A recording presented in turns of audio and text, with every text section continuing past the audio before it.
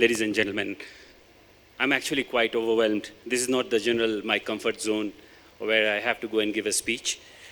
First of all, I would like to congratulate and thank New Business Age for organizing this summit and award ceremony. I think it is a fantastic job what you're doing.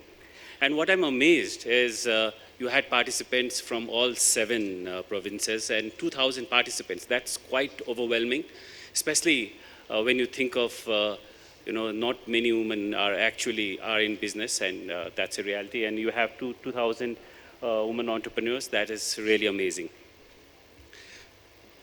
म उद्योग वाणिज्य महासङ्घको तर्फबाट म धन्यवाद पनि दिन चाहन्छु मलाई यहाँ बोलाउनु भयो बोल्ने मौका पनि दिनुभयो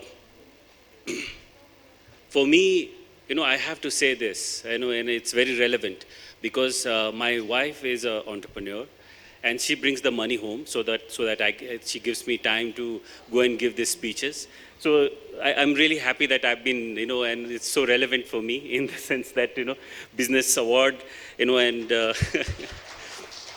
and so convenient when your wife actually works and brings the money home so you don't have any stress for the money.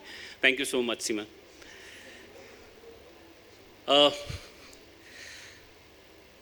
I have to admit also that despite the fact that not many women entrepreneurs, the ratio is still not up to the mark. We just recently had our election in FNCCI.